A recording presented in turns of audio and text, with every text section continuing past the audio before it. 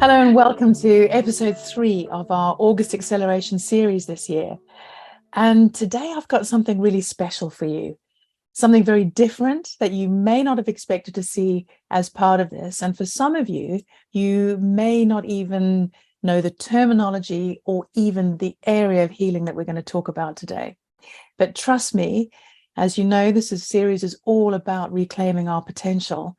And trust me, when you get to the end of this session with my guest today, you will understand that some of our potential lies really quite far off in the unseen, but is actually very accessible to us to be able to go to make really all important changes in our life.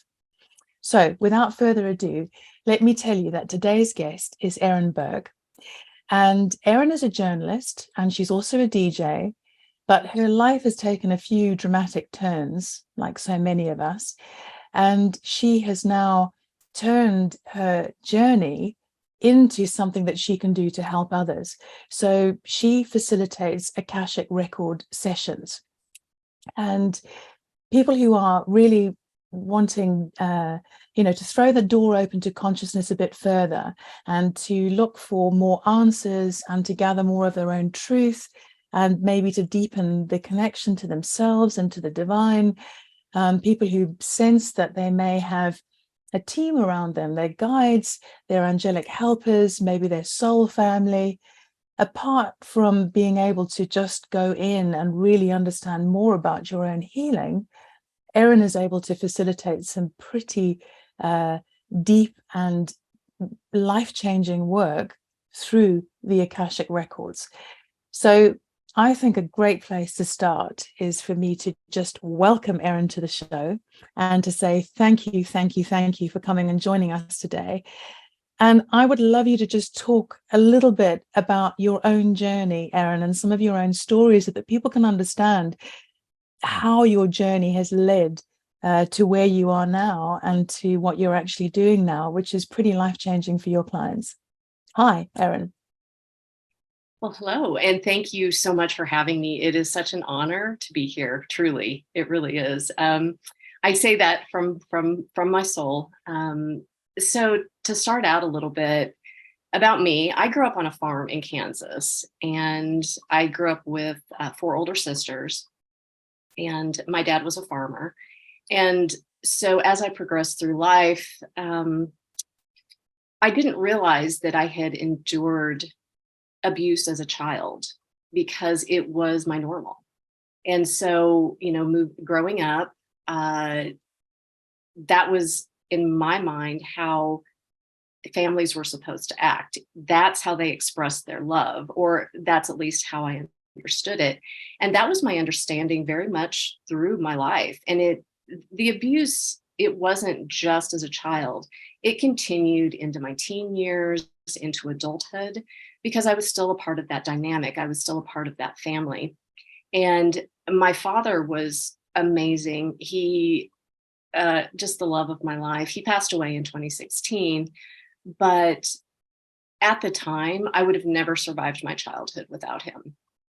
So he and I were very much 2 peas in a pod, and I spent a lot of time with him. It was my mother and my sisters I was basically their punching bag.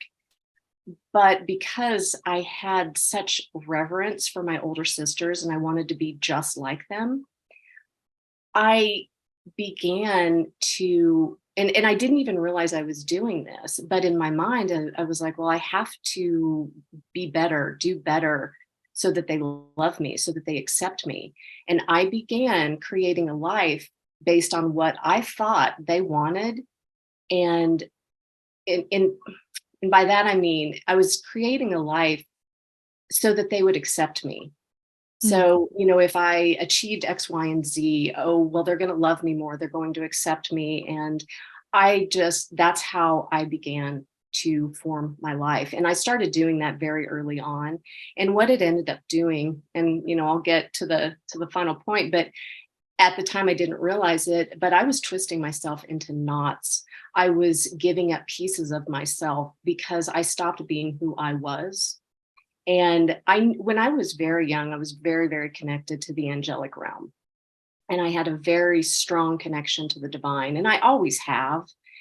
As time progressed, trauma and a lot of really negative beliefs began to squelch that. And it really began to dampen that connection until the point where I could see angels when I was a kid, but it got to the point as an adult I couldn't, and I'd even forgotten that I could. So as my life progressed, I didn't even realize it, but all of that trauma that I didn't know was there began to weigh on me, and it became heavier and heavier. And every time I would have an interaction with, my mom or my sisters, again, there would be some kind of demeaning comments, belittling. I've always been very energetically sensitive. And so as an empath, living in a house full of people who really were bent on my destruction, and that's ultimately, I have come to find out that's what happened. And, we can get more to that later, that I was just absorbing all of this negative energy. I was taking it all on. And so the weight of that, the weight of the trauma, the weight of all of these negative beliefs that I'd been ingrained with, it began to weigh on me. And my life just began to spiral down. And I could not figure out what was going on. And I did everything that I was supposed to do to be, and I'm going to use the finger quotes, successful. I lived in Dallas for a while, and I lived in Chicago. And in my mind, being a big city girl instead of a farm girl, that was one of the keys to being successful. I've since redefined what success is, but at the time I didn't have a point of reference. I was basing my life solely on what I thought would allow me to be accepted into that family. And ultimately, they were never going to accept me. I could have won a Nobel Prize and they still would not have accepted me. And I've come to terms with that since. But I was creating a life that looked good, but didn't feel good. So I lived in Dallas. I lived in Chicago for a time, and I was a magazine editor for about 10 years. And I loved the job. But even though it was for a not-for-profit, it was still a very corporate atmosphere, which doesn't really sit well with me. It doesn't mesh well. And so after about 10 years, I got laid off, and then I moved to LA. And it was there. And I knew when I got laid off that there was something seriously wrong. But and I was trying to seek help, but I didn't really know what was wrong. I didn't have an understanding of what was happening and why I felt horribly, why I didn't really have many friends. It was so hard for me to connect with people. When I remember as a kid, I was very gregarious. I could connect with anybody, and I had all kinds of friends, and I just couldn't figure out what was going on. And I was seeking help, but it was not the right kind of help. And by that, I mean, I use everything in terms of energy. So like attracts like, and I was vibrating at a very low rate at that point. So I was attracting people. And by people, I mean, when I was seeking out help, I was seeking those type of the practitioners who maybe weren't the most ethical. And I'm being very diplomatic with that. So I was getting help from people who were just making my issues worse. They were bringing their own energy into it. And I was laden with more crap is really what it came down to. But still, I had no clue what was happening. I really had I was just at a loss.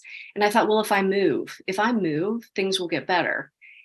And no, it didn't. It actually got worse. So I moved to Los Angeles, and I lived there for a couple of years. I was barely eking out living as a freelance writer. And at around the 2-year mark, I suffered, at around the 2-year mark, that's when I was attacked by a satanic cult. It was ritual abuse. And I had nothing to do, to my knowledge, I didn't have anything to do with this group prior to or after the attack. It was somebody, I just trusted the wrong person is really what it came down to. And I was very much alone. And I had moved out there to because I had two, well, I thought they were friends, but it turns out she was actually one of the ones who orchestrated it. So those were the only people that I knew out there. And and making connections was so hard. So I was very much alone.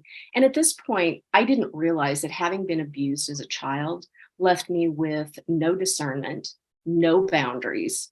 And by boundaries, I mean energetic boundaries, especially because this wasn't just a physical attack. It was very much an energetic attack as well. And to maybe simplify that and put it into terms for people who are kind of new to the whole realm of understanding energy, if you've ever been around someone who will walk up to you, have a conversation, basically unload all of their crap on you, and they walk away feeling great, and then you're standing there going, what just happened? I feel horrible now. I was having a great day. I feel horrible now. That's an exchange of energy. And when you don't have boundaries or don't know to say no, that's what happens. And so that's, on a smaller scale, but that's kind of an idea of what was happening. And so after that, I ended up in the hospital. I almost died. And then I ended up coming back to my parents' farm. And really, that's where it all started. And so that is very much the Reader's Digest version, but that's how I came to find the Akashic Records, because I was looking for a way out. The darkness, the mountain of darkness under which I was trapped was so heavy. I knew that if I didn't get out from underneath that, I was going to die. I couldn't carry that weight, and the trauma on top of it and the stress of it. And I'm incredibly blessed that my health never faltered, but that is due in large part to the fact that I turned to nature as a means of getting out from underneath this mountain of darkness.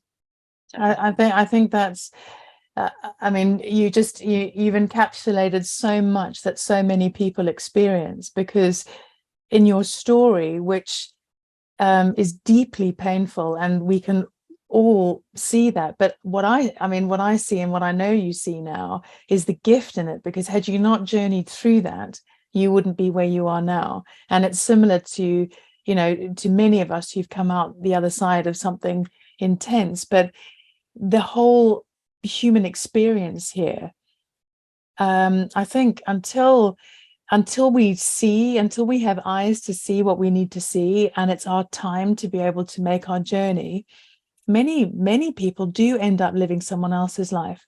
We come into our conditioning, whether it's our ancestral conditioning, the social community conditioning, the familial conditioning, what's happening at schools and education. It takes time to step through all of that and think, where am I, who am I, and what's mine and what's someone else's. So thank you for encapsulating that, because I'm sure that people can really see, even if they haven't had the same experience as you, they've walked a similar journey to come to the point that their consciousness is beckoning to them to actually look at at somewhere else. But nature, well, that in Alliance for Natural Health, everything we do is nature aligned, because we know that we are of nature, and so much healing is to be had and to be done there. But I really get the burden of the darkness and what that feels like. And I think that even if your terminology is new to some of our listeners, our viewers, people will still all understand what it feels like to feel so overwhelmed by something that you have no ability, or you feel you have no ability to be able to cast off, get through, understand, and it feels like change is impossible. So I'd love to know now what got you, because to get to looking at something like the Akashic Records and the Akashic Library, is an enormous jump for somebody who's in that place. And, you know, tell us, I mean, what was the step? What came? What, you know, did you kind of, were you calling out for a solution? Did it come to you? Did you meet somebody? How did it happen? Yes, and I will get to that. I do want to emphasize that before, as I was going through life, I was walking through life very much asleep. And by that, I mean, I would go to work, I would go to the gym, I'd spend my weekends partying and then repeat. And that was what I was doing. My spiritual side, there was just a glimmer of it left. And so after this happened, it pretty much cracked me wide open. And I knew beyond a doubt that if I was going to get through this, and I was very much determined to get through this, I had to address my energy. I had to, because it was without addressing my energy. And I'm talking about the auric field around us, which is, and this again might be a new term for some people, but even science has proven they've been able to photograph the auric field. So it is very much, it's very much a real thing. And it is our lifeblood. It is what allows us to be in balance, to be connected, to be part of nature, to feel joy. It is our harmony. When we're in balance, we have a whole auric field. Mine had basically been put through a wood chipper. And there were pieces, and this is what it felt like, that there were pieces of my soul just scattered across the universe. And I knew that the only way back was to address my energy, but also my connection to the divine was the only way back. And so with that in mind, I started searching, and I was having a lot of the same luck as before with the type of practitioners that I was attracting to me. And honestly, there were a couple people who, to this day, I am so grateful to them, because my finances were wrecked. I had no money, and I knew kind of to a degree what I needed. So it was really frustrating when I would gather up all my pennies, pay for this session, and have it be a total bust, and actually walk away feeling worse than when I went in. But again, my discernment was not great. There were red flags in retrospect. So I think you can't always see that. I mean, right. it's frequency, it's resonance, isn't it? And helpfully the my guest in the previous episode talked quite a lot about the energy field as well, and referred to Rupert Sheldrake's morphogenetic fields, which is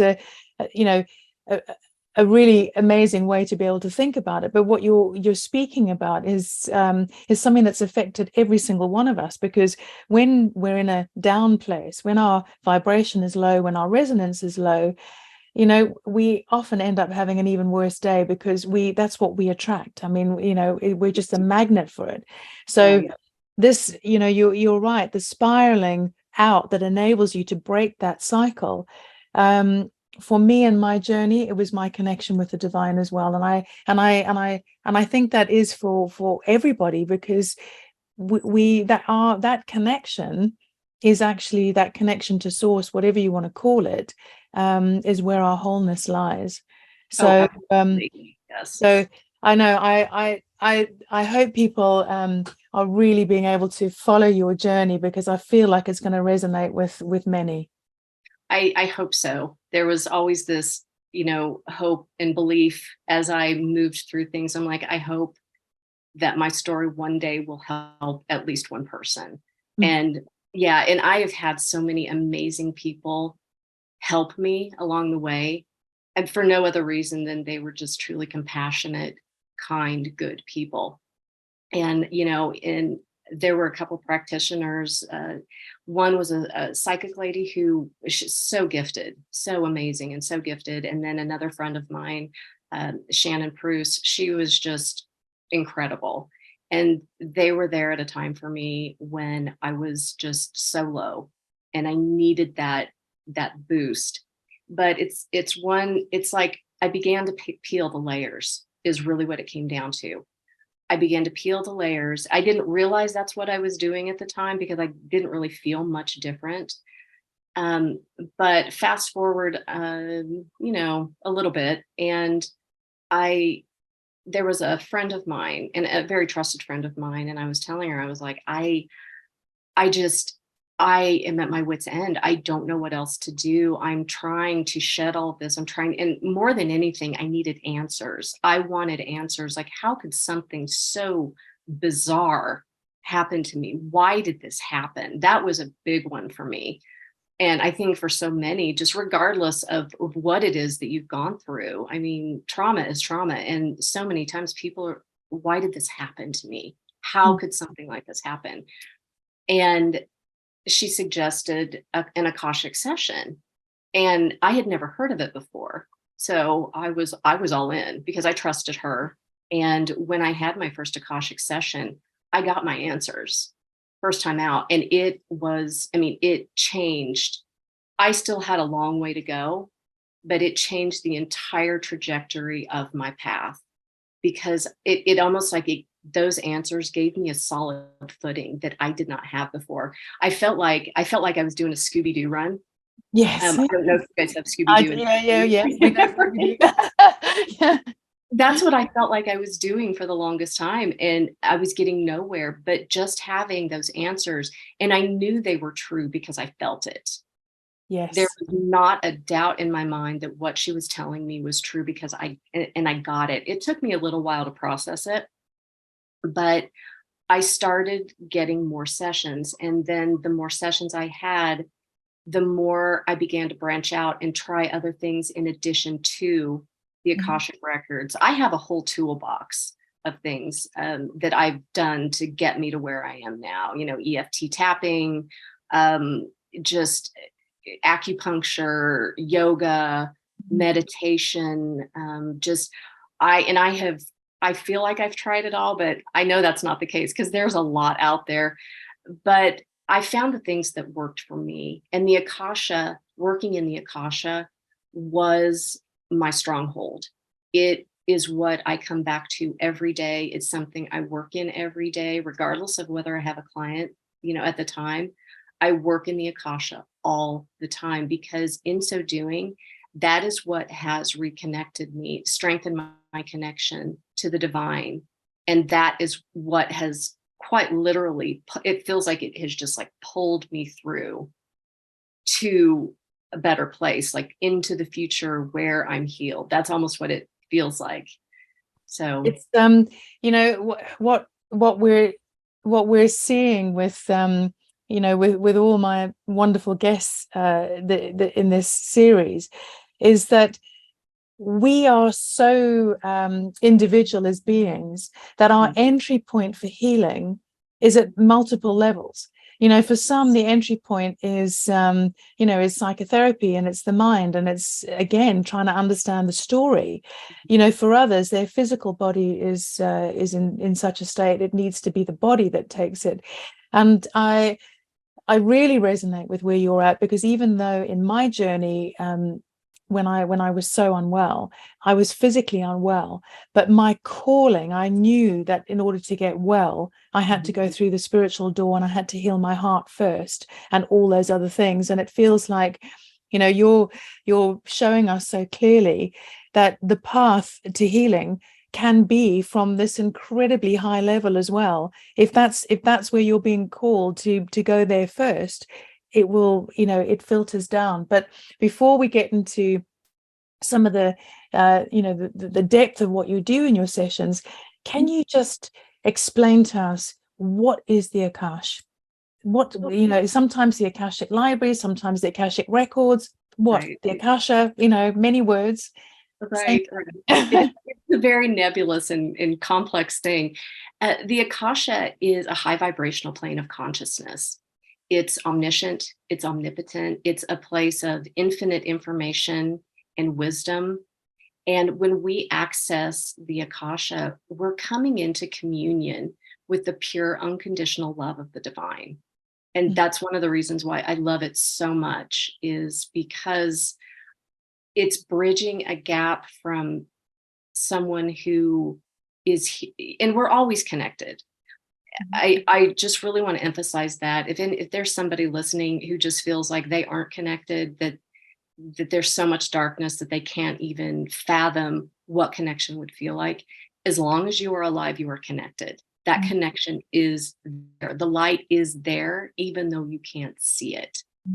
And it's all about, and all you have to do is reach out. That's all you have to do. Just start reaching out. And when you say reaching out, I mean, you can reach out just in your intention, can't you? Exactly. It's a calling, even in your own heart or your own mind. It doesn't necessarily mean reach out to another physical being. Exactly. Yes. It's because everyone, and this is how I've come to understand, well, just a lot of things, but this is how I've come to understand just a connection with the divine. Everyone's connection with the divine is as unique as they are. No one else can tell you how to connect with the divine, because that's your journey and that's your path. And only you have the keys to that.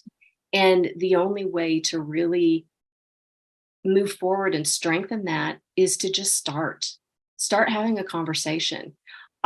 Should I admit this out loud, that I talk to my guides, just have entire conversations with them? I do. I think absolutely. And if I'm going to the same place as you for admitting it as well. Right. Okay. I'm in good company then. I'm with you. Yeah. So after my trauma, I felt as though my voice was stolen, and I talking was difficult. It was arduous, actually. I spent a lot of time in silence, but I had this desperate longing to reconnect to the divine. And so I was just praying in my head.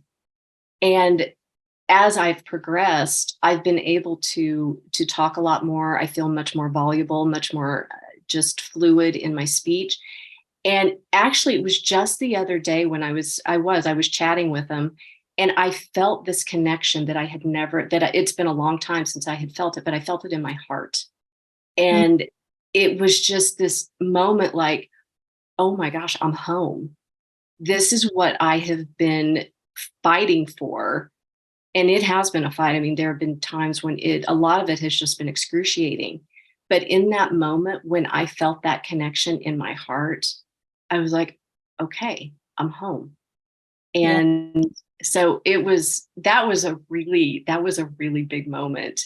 And it's interesting because, like I said, a lot of this has been just excruciating. And I know that resonates with so many people who are on the journey, dedicated to their journey. And it's just like, when is this going to end? When is there going to be a shift to where, things are actually going to change to the point where I feel better, life is easier, and you'll get there. Don't give up. You will get there. But it's not called shadow work for no right. It's not called warm and fuzzy rainbow work. Exactly. Right. So there have been significant things that have happened to me along the way that once, I would get to that point. I'm like, when is this going to end? And then in that moment or shortly thereafter, something would happen where I would feel a shift, or I would feel an angelic presence pushing me forward. I've had a lot of angelic encounters on this journey. And if you don't mind if I give like a specific example of one, because they're telling me that this is important for somebody out there. No, that's really lovely. So when I was, and it was just shortly, it was probably about maybe 6 months after I'd been attacked, I was drinking. Oh yeah. I was trying to I was trying not to go crazy, because I didn't want to get through that issue and then have to deal with another issue on the other side. But it also helped me numb a lot of pain. And so I was drinking wine. I was trying to limit it to about a half a bottle, but there was one night, and it was just one of those nights where I'm like, I am in hell. And I drank a bottle, and I was getting up to actually go get another one. And I felt that it was almost like bird wings, but I felt this flutter on my face and my hair moved. And all of a sudden that urge to go drink more, it just dissipated. And so I had a lot of help along the way. My angels and my guides, even though I couldn't hear my guides up until, a few years later, I've had so much help, and everyone does. It doesn't feel like it. It doesn't seem like it because you can't really feel it, but your team is there. I promise you, that is one thing that I can promise, that is that every single person has a team. And I think part of it, I agree. We come here with a whole team. We're never alone. Mm-hmm. But I think what the slightly distracting thing is, and that we can't trust, is that when the communication starts to come in, it sounds like your own thoughts. Yes, Doesn't exactly. it?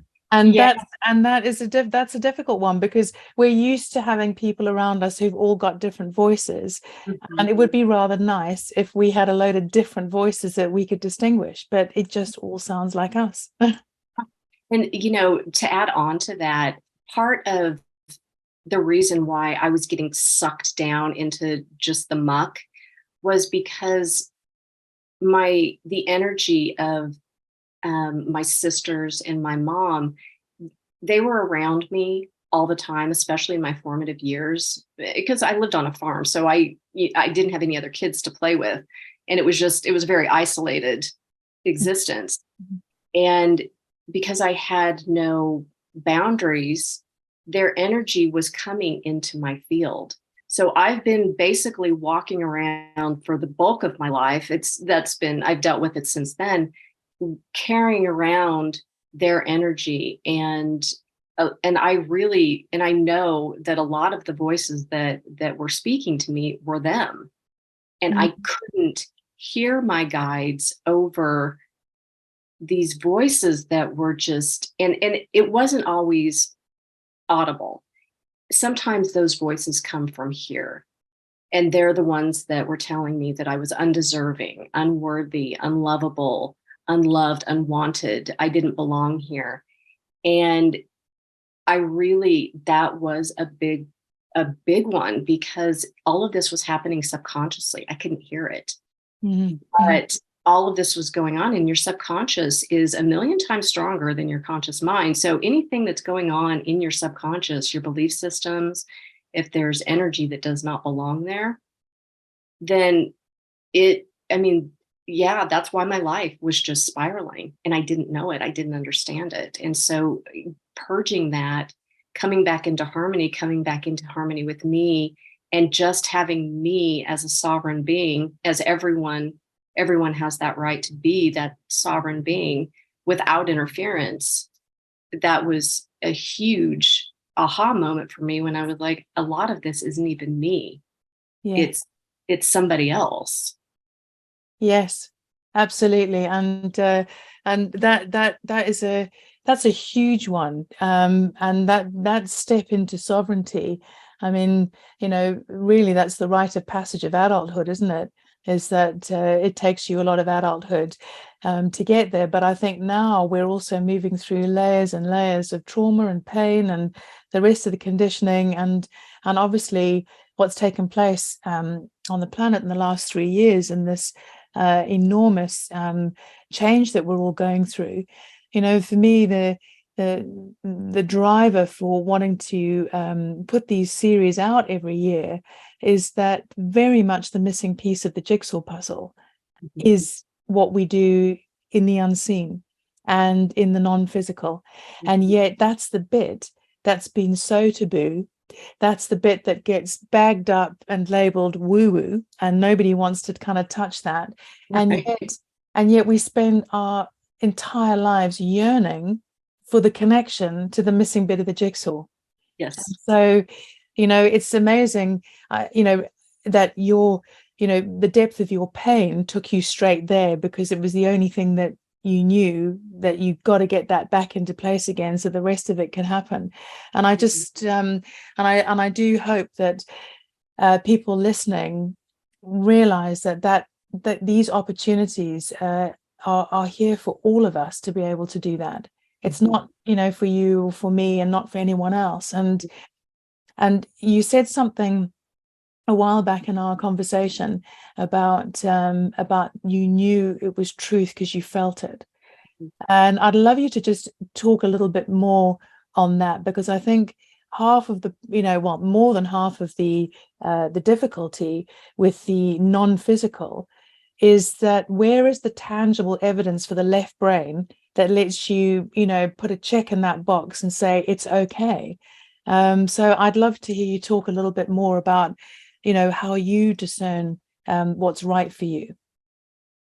That is actually a very good question, and one that has taken this journey to figure it out. And when I say that, I'm talking about from the time I was a little kid and started, and that's really when all of this started. I've never been asked that question. I have to think about this. I'm going to start with when I was cracked wide open after the attack. Mm-hmm. It brought me to a place of such stark realization that I knew that, and I can't even really explain, it was just a knowing that was so profound and so urgent. It was a very urgent thing that I come back to me. And while I was also mired in a mountain of crap, in that moment when I had that realization that nobody was coming to fight for me, that this was my journey and I had to do this, I was also never, ever as close to myself in that moment. Mm-hmm. And so for me, it was just a moment where I was like, there's only one way out, and it's finding myself. And early on, and early on, what I would do is I was journaling a lot because I just had rage. I mean, white hot rage. And I needed a healthy way to get that out. So I would scroll and I would journal. And there was one in particular that's coming to mind is I was just pleading. I'm like, when is this going to stop? How do I get through this? And this answer came to me, and I was writing, and my handwriting changed. When I wrote it, it just said, stop, relax. Basically, I'm doing this, not, paraphrasing, but it said, you need to wait until you are you. And that stuck with me for the longest time. And it's just, the truth has become, the truth was so paramount. It was the only way forward, was truth. And so I began to very quickly understand what was truth and what wasn't, to separate what was me and what those voices that were saying all of these other things. I began to understand what was me and what wasn't. And it was just something that I had to go through. And I think really going inside and really connecting with your subconscious, your inner child, is so important, because your inner child, I'm going to speak for myself. I can't obviously speak for other people, mm-hmm. but she had been wrecked and she needed to know that I was there for her. And that's where I started, really. Mm-hmm. And in building that relationship, I was able to build discernment. And as I built discernment, I could much more easily begin to understand truth versus somebody who wasn't truthful. And I began to understand what voices were mine and what wasn't, what voices were friendly and what wasn't. And it all started with building that relationship with my inner child and starting the repairs and healing those wounds that desperately needed to be healed, because those were wounds that existed from even when I was a fetus. So it was very early on. Yes, I understand. And we carry, epigenetic load from and their whole ancestral line.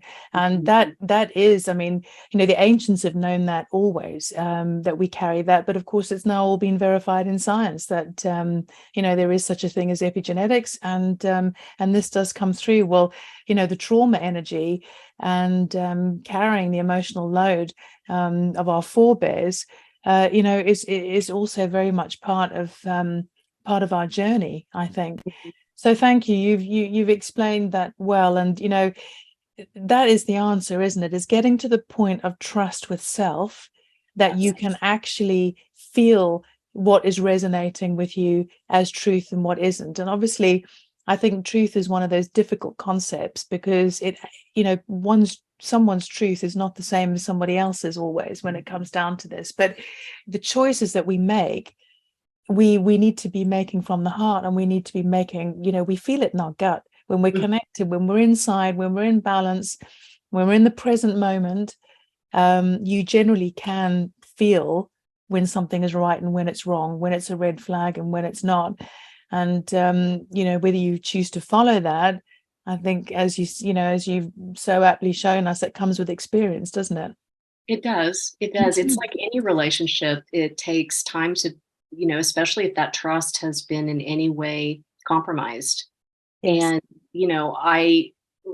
as I was going through life, what I realized now, what I was doing, I was putting them before myself. I was putting them before my inner child. And, I had to reestablish that trust, because, my inner kid, she needed to know that I wasn't going to do that again. No. And that was a big realization too, is that, and that happens so much because we're so conditioned for it, to make sure other people like us, or to make sure that everyone else is comfortable or happy, and much, to the detriment of ourselves. Yeah, we come into this world and we're literally turned around, faced outwards, and everything is set up external. And you make another amazing point. No, you realize no one was coming to save you. No one ever is. There is no knight on the white charger, it's all here. It's down to us. Yeah, exactly. Yeah. And I really, it's funny you say that, because I compare my story. It was very Cinderella-like, because when I came back from Los Angeles to my parents' farm, I was the whipping girl. I was there to, do all of the chores, and there was one time I was like, there is no knight in shining armor coming to save me. I'm like, no, I got to do this one on my own. So it's a very good point. Yeah.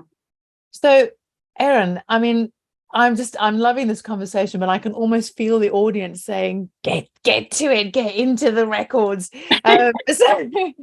So please talk to us about the next step of when you started to really make progress, and how you work in the Akasha, and now how you are able to sort of facilitate sessions for others doing that. That would be, it would be amazing if you could talk a bit more about all of that. Sure. Once I had that first session, that was the game changer for me. And I'm like, this is the answer for me. This is it. And so I just, every day, I was making that connection, and it didn't always feel successful. In fact, for a long time it didn't, but I knew I was making progress, because there's no way that anyone who puts that much effort and intent into connecting with the divine is making no headway. That's, in my understanding, that's just not how it works. So the more sessions I had, the more I realized that I had this deep, abiding love and connection with the Akasha. And so I'm like, I want to do this. And so the woman who was giving me sessions, she taught me. And in retrospect, I didn't have a name for it when I was a little kid, but this is something that I've been doing all of my life. And I just didn't know it. And that's why it resonated, because the first time when I went into the records by myself, because I read a prayer and an invocation to do it, I just started weeping and sobbing for no reason at all, other than I felt like I was home. Mm. And at that point, I knew that this was something that had come to me for a reason. I realized that this was something that I knew that I could do for other people because it had been so beneficial for me, Mm. just so amazing and life changing and life altering that I needed on some level to have what happened to me make sense. And if I wasn't able to move forward and help others who had ended up, I mean, regardless of how they ended up in a place as dark as I was, then it just, the whole thing seemed pointless and senseless. And I needed to make sense of it, but also I realized what this could do for other people as well. And that is really, really important for me because I see so much pain and suffering in the world and people living with trauma. And, you know, you've been through it, I've been through it. And we both know that you don't have to live like that. It is there is a way out. And whether it's via the Akasha or whether the people who are listening to this find another way, regardless of what that way is, there's always a way out. For me, it was the Akasha. And I knew that I could use this gift, and that's I'm going to call it that because it is a gift. It's a gift for me, and it's a gift that I can give other people. But it's just, it was so beneficial, and I'm evangelical about it, so to speak, for a reason. It's because it was so effective for me, and the clients that I've worked with, it has been incredibly effective for them as well. There was someone that she's been with me for probably about 5 years, and I've watched her progression. And she does a lot of work on her own. She does different other therapies as well, but she uses the Akashic sessions as a means to augment that. And you know, sometimes it's a really good way if you feel yourself venturing off the path to get back on the path, because your guides and your angels are always there for you. And they will always tell you the truth. And I can get to that when we talk a little bit more about what a session entails. But we just had a session not too long ago, and there was she had just been plagued by guilt and shame. And I think all of us can attest to, shame is insidious. Yes, it is. It is. Fear we can pinpoint. We feel fear. Shame kind of sneaks its way in, and then it just plants a seed, and then it just grows into something awful until we can identify it and get rid of it. And it was just so interesting because her guides had me walk her through the process of just simply showing compassion for herself. And just in that practice, it made a huge difference for her. It allowed a weight of guilt and shame to be lifted, because so much, and I know when I started going inward, and I was really started looking at belief systems, because our belief systems shape our entire reality. And so I started looking at belief systems, and some of the ones I found, I'm like, how is it possible that I could even believe this? And what I realized in this process is that self-compassion and just kindness to oneself as you go through the process is critical. It is so important to show yourself compassion, because it's so easy to blame yourself for, well, why do I do this to why am I doing this? Why do I believe this? It's the why of that isn't important. The compassion for yourself when you're clearing those beliefs it's very, very important. We're often so much more compassionate with others around us, and we would never treat others the way we tend to treat ourselves. And exactly. That is part of the healing journey, isn't it? Yeah, it's a big part. It is a big one. It was just so lovely because I'd seen her make all of these changes. Her voice changed. She just relaxed, became so much calmer. And this was all part of her healing journey. And it's just, there was that one component that but it was a critical one. It was really important for her, and it's important for all of us, which is why I brought that one up specifically. And so, you talk about the Akasha being this, this divine level of consciousness, but it is also pretty much like the record keeping area, isn't it, for all of us? And so the way I sometimes think about it is that you can go into your own library and you can have a look at all the files that are in there, and you get to see more clearly the ones that maybe you don't want on the shelf anymore. Right. And you can whip them out. I mean, is that also, some of the way that you see it as well? Oh, absolutely. So when I first started familiarizing myself with the Akasha, it was explained to me that it was a library, and some people call it a data warehouse as well, because the Akasha is an infinite source of wisdom and information.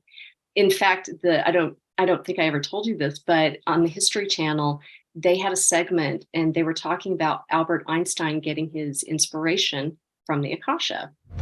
Is it possible that Albert Einstein's method of meditation, which he called his thought experiments, was actually connecting him to the Akashic Record?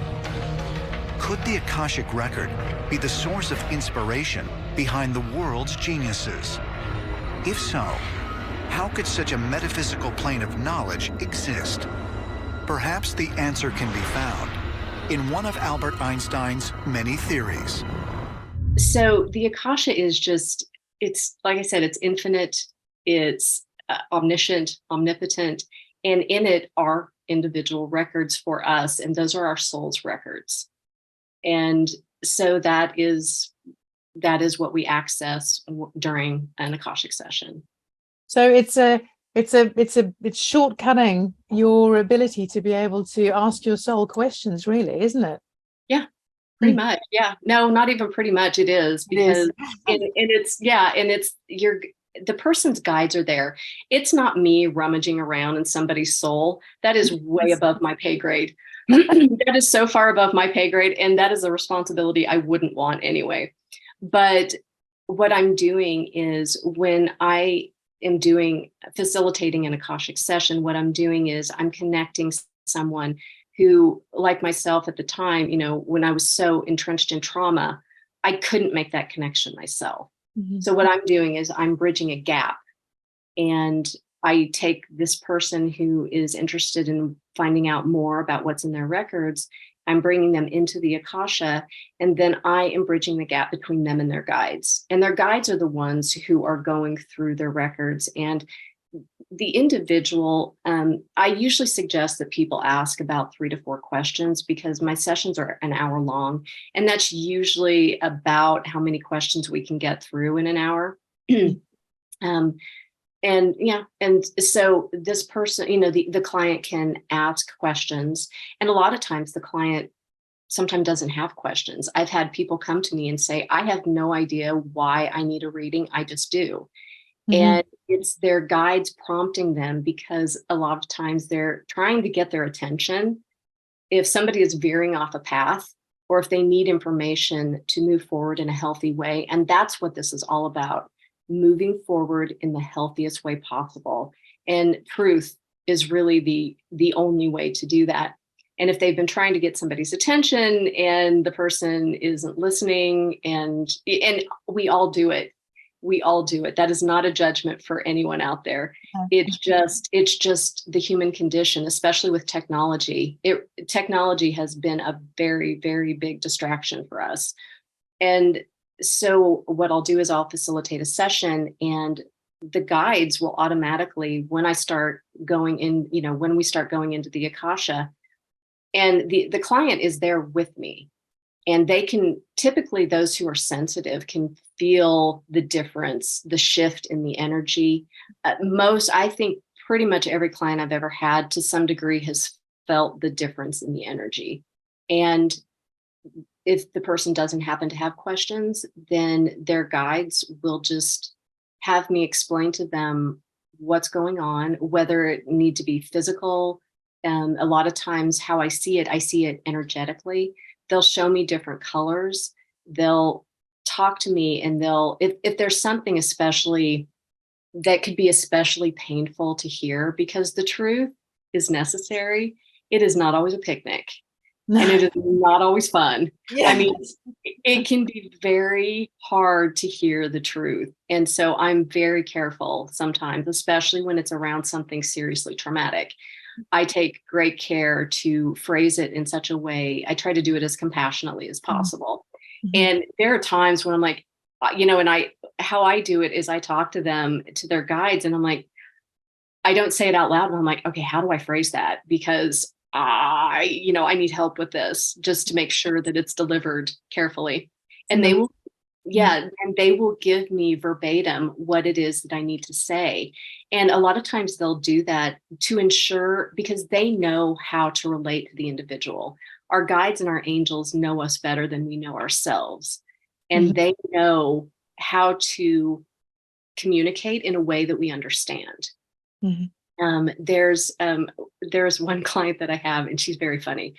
She refers to them as the Flying Burrito Brothers, just because she's very funny and she has a sense of humor. And so, that's how they communicate.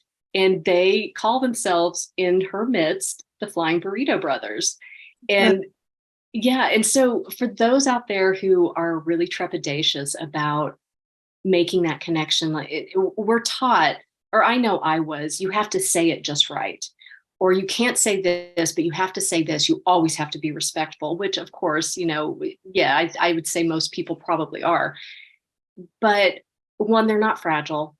And two, be yourself. That is the biggest key. Speak to them as though you would a friend. Because if you're watching yourself, it's just like with any other relationship. When you're censoring yourself, you're not you. And you're not going to bring all of what you have to the table. And Akashic sessions are all about honesty and truth, clarity, understanding. And in order to really make that connection, you have to be honest and you have to be truthful with who you are. And and even what they're saying to me right now, because like I said, I kind of always have one foot in the Akasha, so I don't want to freak people out, but what they're saying to me now is every person is unique and beautiful in their own way, in spite of what maybe they've been told in their life. Yes. Coming back to that is so important. And it's the records is a safe place to do that. Is learn to trust again, learn to be yourself. And so ultimately my goal for my clients is, as their connection grows stronger, hopefully it gets to the point where they just don't need me anymore. That's really my goal for my clients, because, once they've established that link and it's strengthened enough to where they can get the messages themselves and they can access the Akasha themselves, that's what this is all about. Yes. Really, really important for our sovereignty, especially. Absolutely. I mean, that's, these are all resources and tools on the journey, but ultimately the journey is back to self again, and to be holding, all of this within us, and to be able to have our reconnection so that it's there all the time. I know, that's beautiful. I mean, I think that is the hope of any practitioner, I would hope, is that they're no longer necessary when the person's able to fly on their own wings. Yeah, like little birdie, be free, fly from the nest. And it's great. And I've actually had clients who've been with me for a while, and some who haven't been with me for that long, because you don't have to have suffered some horrific trauma to benefit from an Akashic session. I was gonna ask you that, actually. Is everybody in the depths, or do some people just come because it's a joyful thing to do? Yeah, some of my sessions are truly joyful, and those are brilliant. It's just maybe they have questions, or maybe they just needed like that extra boost to help them to shed that extra little bit of whatever in order to fully make that connection. And I love those sessions. Not that I don't love all of my sessions, I do, because I feel so strongly that after a session, you walk away a different person in the best of ways, because there's only pure intent in the records. And actually, to set some people's mind at ease, I can't just saunter into somebody's record whenever I feel like it. Yeah, it's not a voyeuristic kind of thing. No, I'm not like the flasher in the coat. Of course, it's not really voyeurism, but but there are like vibrational fail safes. That's what I'll call them. So no one can access another person's records with malintent. And it's really quite simple, even if you're new to the whole energy thing. The Akasha is up here, malintent is down here. And also in a session, I always ask permission, because I have had, and even there have been times, especially for first timers and for people who haven't really been through any alternative healing modalities, energy work, that kind of thing. If this is their first time out, people are often very skeptical, which is understandable because it's something new. First timers are often a little trepidatious because they don't know what's going to happen. And a lot of times, and I can speak for myself, the first time I had a reading, I was like, I am scared about what I'm going to find out. And that was a big one for me. But it's all about healing, and it is all about keeping you on your path forward. Your guides and your angels. I'm a facilitator, and I'm a conduit, and I'm a messenger. I do not insert myself in readings. So what is happening between the person's guides and their angels and themselves. And they are being directed in such a way that is for their highest healing and good, to keep them on the path forward, and to make sure that they have the tools and the understanding necessary to do so. And have you had clients who have just not wanted to believe any of it, who haven't resonated with it, or who've just felt that you're making it all up? No, beforehand, yes, because there was an atheist friend of mine that I worked with, and I bring up atheism because I have worked with other atheists, and they're typically, and I hate to generalize a group, but that has been my experience, that they are usually the most skeptical. And he wanted to have a session, but he was doing it ostensibly to test me, to see if it was legitimate. And I've known him for a while, so I'm like, all right, I'll play along. But as it turned out, he needed that session because he was dealing with so much. And these are things that I didn't even know he was dealing with until we got into the records, and they started talking to him about how to deal with his grief, because he'd had a death in the family, and he was not doing well at all, and he needed that guidance. And that's actually why he was brought to the records. He didn't realize that until after the fact, because he texted me later. He's like, I don't even know what just happened. He goes, but I understand so much more. So yeah.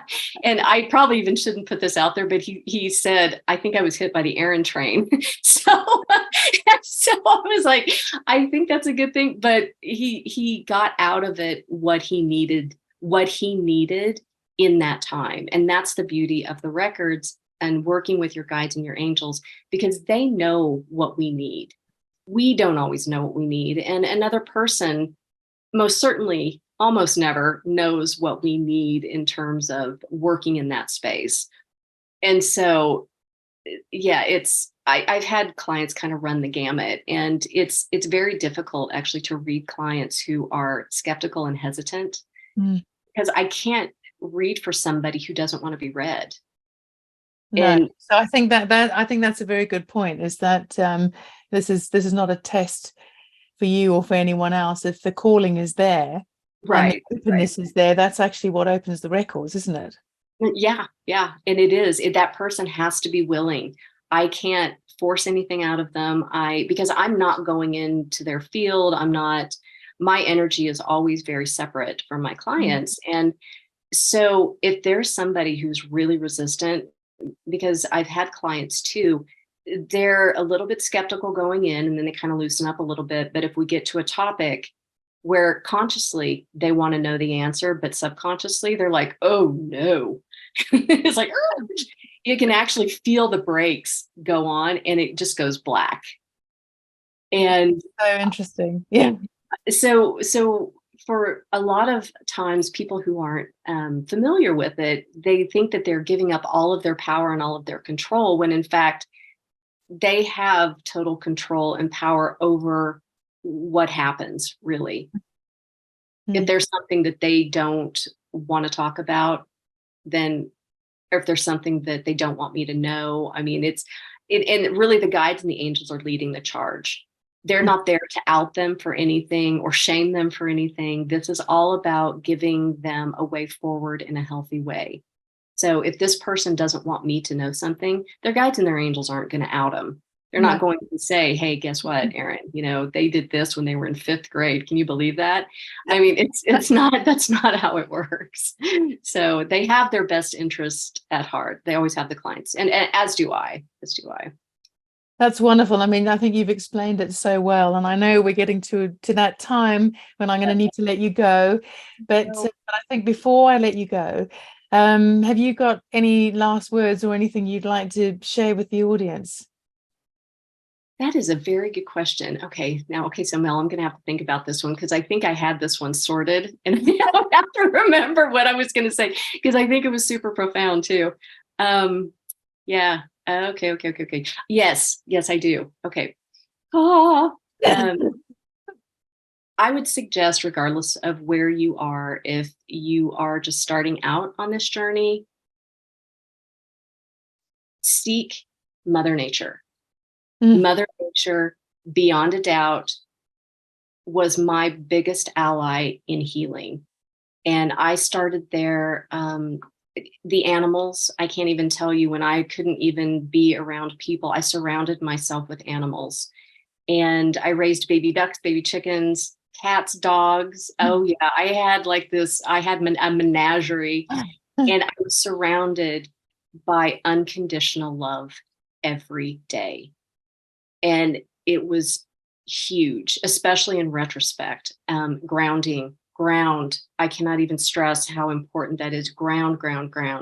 Hug a tree, please hug a tree. Just, care for your energy. We're taught to eat well. We're taught to exercise, and all of those are great. And you can't really recover unless you can, all of those components are present. But care for your energy. It's so vital to your health and your healing. Even if you haven't suffered trauma, care for your energy.